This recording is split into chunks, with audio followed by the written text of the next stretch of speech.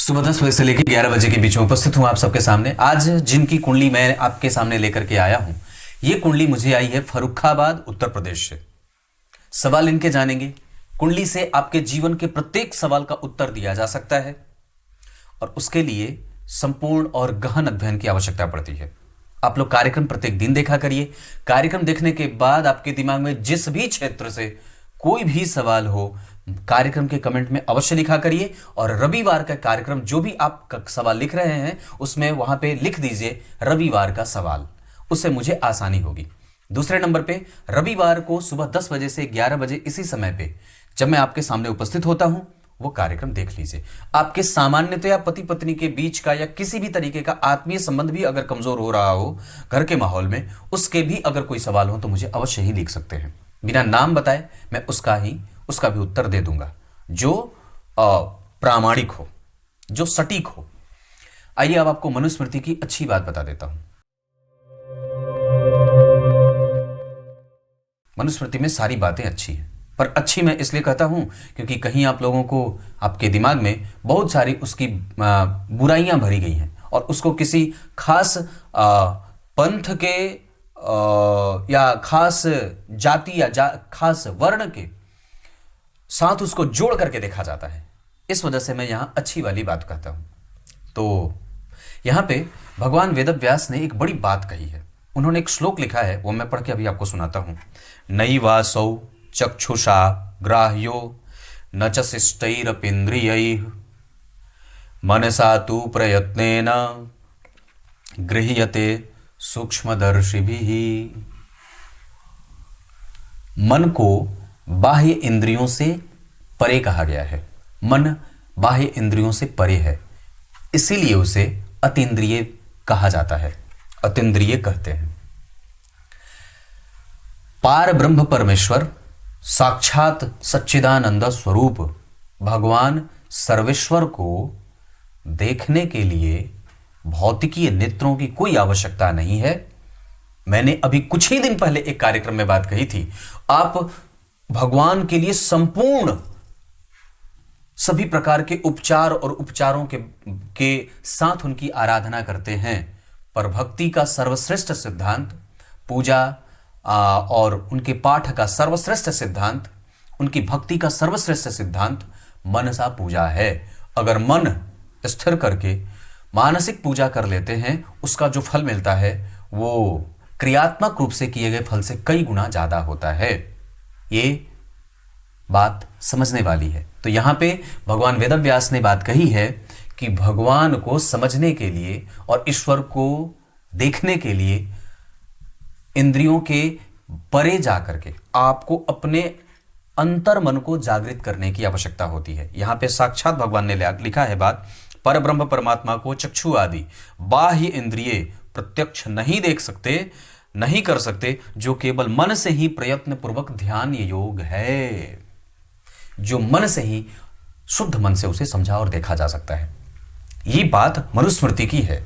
आपको प्रत्येक दिन के कार्यक्रम में मैं मनुस्मृति की बात बताता हूं, सुबह वाले कार्यक्रम में, और शाम को गीता जी का पाठ करता हूं। उसे अवश्य देखा करिए। चलिए अब आइए आपको मैं विषय पे लेके आता हूं। यह विषय सिंह लग्न की कुंडली। जातिका अगर सिंह लग्न की हो जाती है तो कई बार उसका मन चिंतित, व्यथित और परेशान होता है, भविष्य को लेकर के बहुत ही ज्यादा असमंजस में, और कई बार दाम्पत्य में कमजोरी भी देखने को मिल जाती है अगर बहुत सारा काम अपने ऊपर नहीं किया गया तो। अन्यथा तो कोई बात नहीं है। कन्या लग्न के जातक, ध्यान से समझिएगा, कन्या लग्न के जो जातक होते हैं वो ढूल मूल होते हैं, बदलाव पसंद, बदलाव तुरंत बदल जाना, स्त्रियोचित होते हैं, क्योंकि ये नपुंसक राशि, इसके अधिपति इस राशि के अधिपति बुध नपुंसक होते हैं। इस वजह से उनमें स्त्रियोचित और पुरुषोचित दोनों ही प्रकार के गुण देखने को मिलते हैं। पर वस्तुतः सिंह राशि यानी कि स्थिर राशि है। ये एक ऐसी राशि है जो वनों और जंगलों में निवास करने वाले सिंह के प्रतीक स्वरूप मानी गई है, जिसकी कमर पतली, छाती चौड़ी और दिव्य सुंदर ललाट होते हैं। यह व्यक्ति आलसी हो सकता है, प्रमादी हो सकता है, आज का काम कल पे टालने वाला हो सकता है, भोजन करने के बाद निद्रा में जाने वाला हो सकता है, किसी से भी कभी भी समझौता नहीं करने वाला होता है, अपनी शर्तों पे काम करने वाला होता है और कभी भी सत्य बोलने वाला होता है, अत्यधिक कामुक होता है पर कम संततियों वाला होता है। ये शास्त्र में और ऐसे ज्योतिषी ग्रंथ में आपको इतनी बातें लिखी हैं। पर इनकी एक सबसे अच्छी बात, सिंह लग्न वाले नैतिकीय होते हैं। इनको नैतिकीय तत्वों से हमेशा ही जोड़ करके देखना चाहिए और ये परम पुरुष की भांति हमेशा ही सबके परोपकार के बारे में विचार करते हुए अपनी शर्तों पे अपने जीवन को अपने हिसाब से जीने की इच्छा रखते हैं। ये वो लग्न है जो हमेशा ही इहलौकिक सुखों में भी उलझा रहता है, पर एक वक्त पे आने के बाद अपने उसी पराक्रम के साथ पारलौकिक सुखों को भी भोगना चाहता है। जीवन में उलझा है, लिप्सा से युक्त है, क्रोध है, काम है, दया भी है, परोपकार भी करना जानता है, पर राजा की भांति होता है, पराक्रमी और छत्रपति होता है। ऐसा अगर किसी ब्राह्मण में सिंह का गुण आ जाए तो वो क्या हो जाएगा? अगर किसी मंत्री में राजा का गुण आ जाए, वो पहले से मंत्री है, पर अगर उसमें राजा का गुण आ जाए तो सोच के देखिए वो छत्रपति हो जाए, है कि नहीं बात? और अगर किसी छत्रपति में अत्यंत और भी वो सिंह लग्न का छत्रपति हो तो फिर कहने की बात ही क्या है। मतलब यहां पे मैं आपको अंतर स्पष्ट करके बताता हूं। अगर एक धनु लग्न का व्यक्ति है वो संपूर्ण राजा कभी नहीं बन सकता, पर अगर एक सिंह लग्न का व्यक्ति है तो वो संपूर्ण राजा बन के दिखा देगा। धनु लग्न के जातक गुरु से प्रेरित होते हैं, वो राजा के मंत्री हो सकते हैं, निकटवर्ती सलाहकार हो सकते हैं, पर सिंह लग्न का जातक कभी सलाहकार बनेगा ही नहीं। वो हमेशा शासन सत्ता के शीर्ष पर रह करके अपने सत्ता का उपभोग और उसका मर्दन और भोग करना चाहता है। इच्छाएं कभी खत्म नहीं होती, महत्वाकांक्षा ऊंची होती है और लिप्सा युक्त रहती है। यह व्यक्ति हमेशा ही दूसरों को अपने नीचे रखना चाहता है और हमेशा ही सबको आदेश देना चाहता है। पालन करना थोड़ा कम होता है, पर देना, आदेश देना इन्हें ज़्यादा अच्छा लगता है। एक बड़ी अद्भुत बात बताता हूँ। वैसे बहुत सारी चीज़ें हैं मैं जो बताना चाहता हूँ, आप लोग कार्यक्रम बस रेगुलर देखा करिए। माता सरस्वती का ही अवतार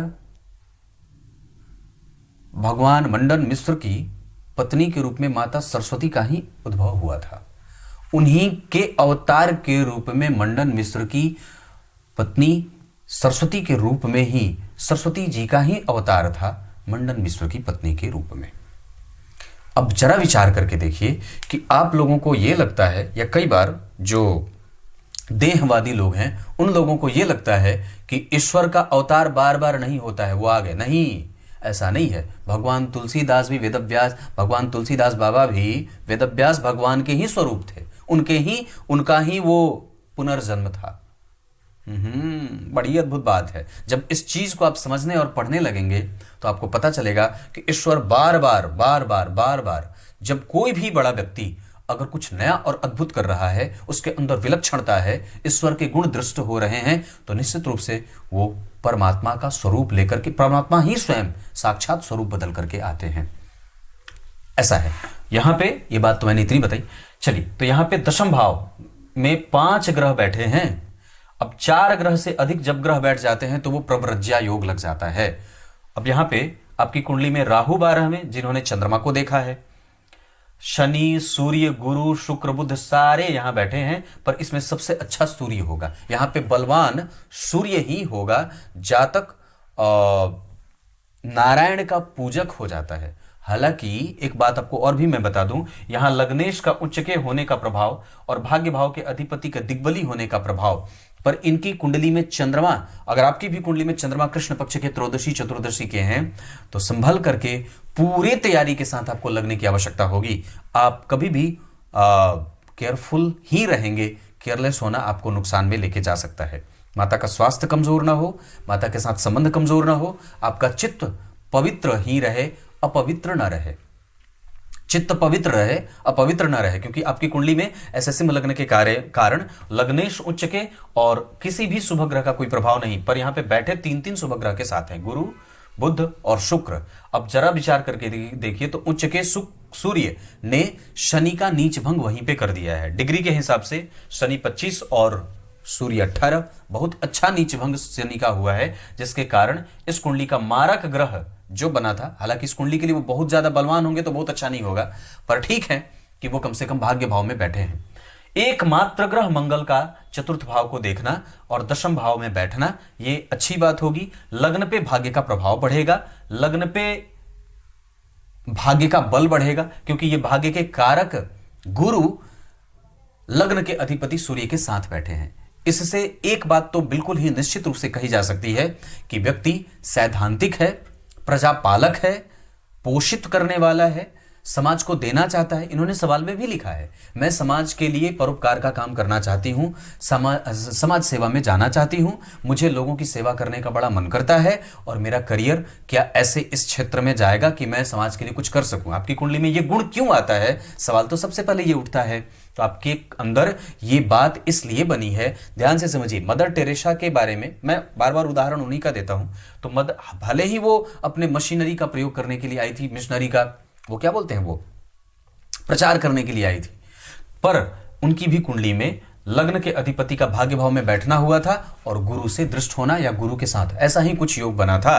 तो इनकी कुंडली में भी वही योग है, लग्न के अधिपति भाग्य भाव में उच्च के और भाग्य के कारक गुरु के साथ। ऐसी अवस्था में व्यक्ति सिद्धांत से युक्त होकर के, परोपकार से युक्त होकर के, धर्म से युक्त होकर के, ज्ञान और कर्तव्य परायणता के पथ को अपने साथ आत्मसात करता हुआ जीवन को जीता है और श्रेष्ठ स्थिति को प्राप्त करता है। यह अवस्था कि आपकी कुंडली में लग्न के अधिपति अगर भाग्य भाव के अधिपति के साथ या भाग्य के कारक के साथ बैठे हों तो व्यक्ति को विख्यात और विश्वविख्यात बनाता है।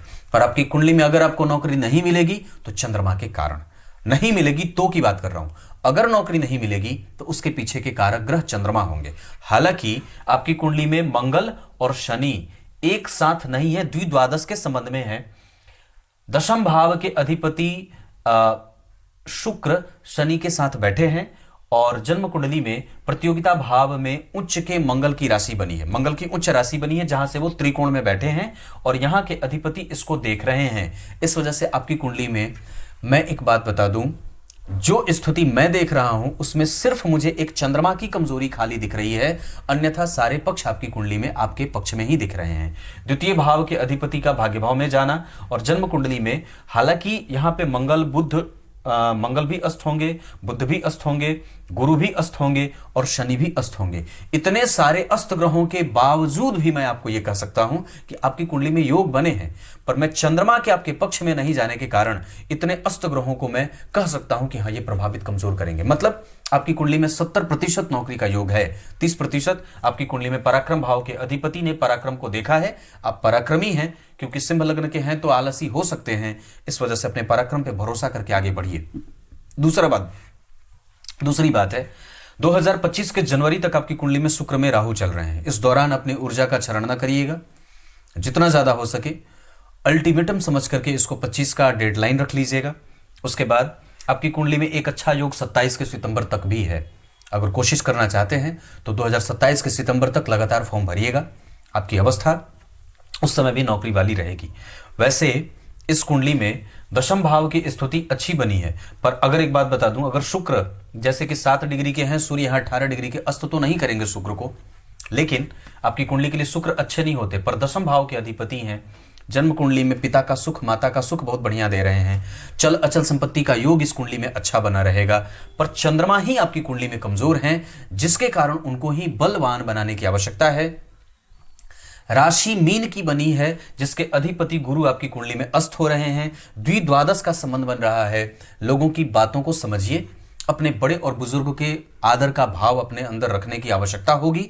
इसके आधार पर सिर्फ शिव जी की पूजा, भगवान नारायण की उपासना इस कुंडली को बचा लेगी।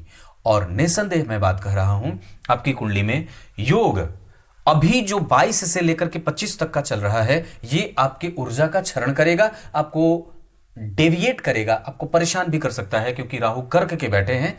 असंतुलन तो नहीं होगा, पर इस भाव के अधिपति विपरीत स्थितियों का निर्माण कर रहे हैं। आपके मन से, आपके रक्त से, आपके हृदय से, आपकी बुद्धि से, आपके कंसंट्रेशन से, आपके चित्त को अपवित्र करने के लिए काफी हो रहे हैं। खुद विपरीत राजयोग बनाया, खुद राहु से दृष्ट हो गए और किसी भी शुभ ग्रह का कोई प्रभाव नहीं, चंद्रमा विकल है, परेशान है। इस वजह से ही कई बार व्यक्ति बेवजह की बातों में उलझा रहता है और बेवजह की चिंताओं से अपने आप को परेशान करता रहता है। इसका अर्थ होगा कि सबसे पहले आपको अपनी कुंडली में चंद्रमा यानी कि भगवान मौलीश्वर, चंद्रमौलीश्वर अर्थात शिव जी की पूजा करिए। शिव जी को दूध दही अर्पित करिए और अगर हो सके तो किसी शिव जी के मंदिर को धोने का काम भी उठा लीजिए। इससे बढ़िया काम चंद्रमा को ठीक करने का कुछ भी नहीं होता है। ये बात मैंने इतनी बताई। लग्न के अधिपति बहुत बढ़िया, पर इतने सारे ग्रहों में यहां सूर्य सबसे ज्यादा बलवान है। क्लियर है? कमजोर चंद्रमा हो रहे हैं, मंगल दिग्बली है।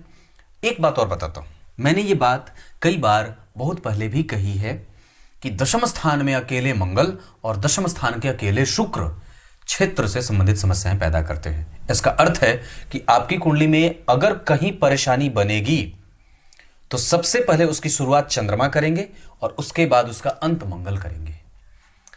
मंगल अमंगल न करें, इस वजह से भगवान बजरंगबली को पकड़िए। और मैं ये नहीं कहता कि आप पूजा ही करते रहिए, हां, पर मैं इतनी बात अवश्य कहता हूं कि आशीर्वाद की आवश्यकता सबको है, चाहे वो किसी का भी हो, बड़े बुजुर्ग, माता पिता, संत गुरु, ब्राह्मण या किसी का भी।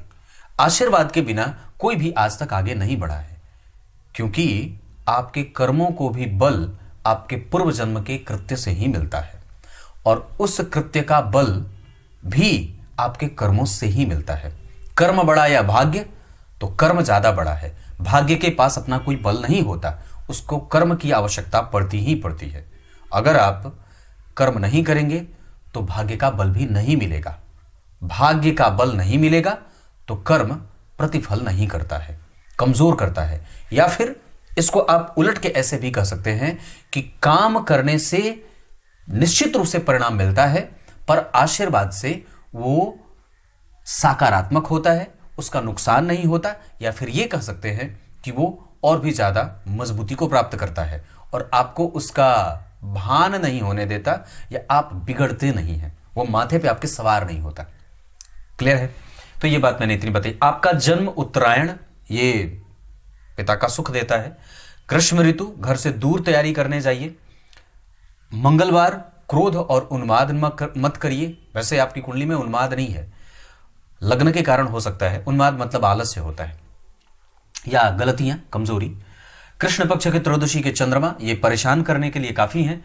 रेवती नक्षत्र, आपको पढ़ने पढ़ाने का योग भी आपकी कुंडली में लगा हुआ है। ब्राह्मण वर्ण और देवगण के कारण आपका दाम्पत्य कभी खराब नहीं होगा और निश्चित रूप से आप नैतिकीय ही रहेंगे। आप कभी भी कोई निंदित कृत्य नहीं कर सकते। इस वजह से अपने जीवन में विवाह और संस्कार आदि इन सब चीजों का पालन अवश्य करिएगा, तो ये कुंडली कभी भी नैतिकीय ही रहेगी, अनैतिक नहीं होगी। मोरालिटी इसकी डाउन नहीं होगी। धन भाव के अधिपति अच्छे हैं, अस्त हैं, इस वजह से वाणी का प्रभाव कमजोर होगा, पर धन योग लगा रहेगा क्योंकि लग्नेश ठीक है। लग्न पे भाग्य भाव के अधिपति मंगल की दृष्टि है, भाग्य का बल इस कुंडली को मिलता रहेगा। पराक्रम भाव के अधिपति बहुत अच्छे। छोटे भाई बहनों का सुख कमजोर अगर हो रहा होगा और आपका कम्युनिकेशन अगर कमजोर हो रहा होगा तो उस पर ध्यान दीजिए, क्योंकि आपकी कुंडली में शुक्र का बल थोड़ा कमजोर है। चतुर्थ भाव के अधिपति मंगल अस्त हैं, इस कारण से आपकी कुंडली में माता के स्वास्थ्य से कमजोरी, कई बार घर में कलह का वातावरण। हालांकि आपकी कुंडली में चल अचल संपत्ति का योग बहुत अच्छा बनेगा, ये बात मैं कह सकता हूं। पंचम भाव के अधिपति की स्थिति बहुत बढ़िया, ज्ञान का पक्ष ठीक है, पर कई बार परिणाम देर से मिलता है, अंक कम मिलता है, रिकॉग्निशन देर से मिलती है और किए गए कृत्य का फल कमजोर मिलता है। ऐसा होता है। इस वजह से आपको 100 अंक पाने के लिए कम से कम ये बात याद रखने की है कि 150 के बराबर परिणाम देने के लिए, 100 अंक पाने के लिए 100 के बराबर नहीं, 150 के बराबर मेहनत करनी होगी। छठवें और सातवें भाव के अधिपति इस भाव को देख रहे हैं। मंगल और शनि का संबंध अगर साक्षात एक साथ बन जाता तो यह बात अच्छी होती, पर मैं आपको एक बार बता दूं, आपकी कुंडली में चलित कुंडली का जो भाव बना है उसके आधार पर कोई भी ग्रह बदले नहीं है, सारे के सारे ग्रह यथावत हैं। और ये बात ये निरूपण कर रही है, निरूपित करती है कि व्यक्ति को निश्चित रूप से थोड़े मेहनत के बढ़ाने की आवश्यकता आवश्यक रूप से होगी। अष्टम भाव और पंचमेश के साथ अष्टम भाव के अधिपति होते हैं गुरु, इस कुंडली में अस्त हैं। इस वजह से आपकी कुंडली का जो कंसंट्रेशन है, जो निद्रा वाला है, जो वैराग्य वाला है, जो शांति वाला है भाव, वो थोड़ा कमजोर हो रहा है, इसको और भी ज्यादा बल देने की आवश्यकता होगी, मतलब मंदिर का दर्शन आवश्यक होगा। नवम भाव के अधिपति बिल्कुल ठीक है, वो दिग्बली हैं, पर क्षेत्र से संबंधित समस्याएं पैदा करते देखे जा रहे हैं। अपने आप को कभी भी हताश, निराश और कभी भी केयरलेस मत बनाइएगा। दशम भाव ठीक है, पर ये मेहनत ही करवाते देखे जाएंगे। एकादशवां भाव बढ़िया बना है, 12वां भाव कमजोर और विपरीत हो रहा है। भाव से ये कुंडली थोड़ी कमजोर हो रही है। हालांकि यहां पे कई बार चीजें जब व्यक्ति को नहीं मिलती हैं तो वो निराश हो जाता है, पर आपकी कुंडली में वो बल मंगल हमेशा देते रहेंगे, क्योंकि नवांश कुंडली में यहां पे भी चंद्रमंगल, यहां पे चंद्रमा और शनि और मंगल का योग परिवर्तन बहुत अच्छा होगा, जो जातक के दाम्पत्य को बेहतर बनाएगा। यहां गुरु का प्रभाव, दाम्पत्य में कोई कमजोरी नहीं होगी, क्योंकि पंचम भाव पे शुभ ग्रह शुक्र की दृष्टि है, और कम से कम आपकी कुंडली में गुरु की दृष्टि सप्तम भाव पे है, और 12वें भाव के अधिपति चंद्रमा बैठे हैं। द्वितीय भाव के अधिपति बुध 12वें हैं, फिर भी उसे मैं खराब नहीं कहूंगा। धन हानि के संकेत आपकी कुंडली, इस कुंडली में कारक होते हैं सूर्य, गुरु और मंगल, ये तीनों परम मित्र इस कुंडली के परम कारक ग्रहों में से एक होते हैं। इस कुंडली के लिए रविवार का दिन और पूर्व दिशा बहुत अच्छा रहे। इस कुंडली में 8 तारीख बहुत अच्छी हो सकती है। माता का सुख इस कुंडली में बहुत अच्छा देख रहा हूं, पिता का सुख इस कुंडली में अच्छा है, धर्म का बल इस कुंडली में है, ज्ञान पक्ष भी ठीक है, तर्क पक्ष भी ठीक है, पर हां चंद्रमा कमजोर है, मंगल के पास थोड़ा बल कमजोर हो रहा है। सारे ग्रह एक साथ बैठ करके कुछ भाव को परेशान भी कर रहे हैं। दशमांश कुंडली में मंगल का प्रभाव बहुत बढ़िया, शुक्र यहां बैठे हैं, इस वजह से प्रतियोगिता हो सकती है। शुक्र और बुध का, गुरु और बुध का कोई संबंध तो नहीं है, पर गुरु ने बुध को देखा है उच्च की दृष्टि से। दशमांश कुंडली में नौकरी के योग बनेंगे, इस वजह से आपको कोशिश करनी चाहिए। मैंने कहा 2027 के सितंबर तक, आगे भी उसके अगर चाहेंगे तो उसके बाद आप एक बार चर्चा कर लीजिएगा, पर यह आपकी कुंडली है। भरणी नक्षत्र, अश्विनी और पुष्य, हस्त, विशाखा और ये सारे नक्षत्र आपके लिए अच्छे रहेंगे। दिन मैंने रविवार का बताया है। आपकी कुंडली में सूर्य और मंगल षडबल में सबसे ज्यादा बलवान ग्रह के रूप में उपस्थित होंगे। वैसे आपकी कुंडली का लग्नेश परम बढ़िया बैठा है, मित्र गुरु के साथ बैठे, तो खराब नहीं है, इसको बल दीजिएगा तो काम आगे बढ़ जाएगा। अभी के हिसाब से आपको सबसे ज्यादा अपने मन को भटकने से रोकना है। किसी भी लड़का लड़की के चक्कर से मुक्त होके जाइए। अभी कल ही मेरी बात किसी से हो रही थी, कोटा गई है वो लड़की पढ़ने और पता नहीं वो किसके चक्कर में पड़ गई है, अब वो उसका मन ही नहीं लग रहा है पढ़ने में। तो ऐसा मत करिएगा, अपने फुल फोकस पे होकर के काम करिए और इधर उधर ज्यादा डिमडाम मत करिएगा। तब तक के लिए बहुत बहुत नमस्कार।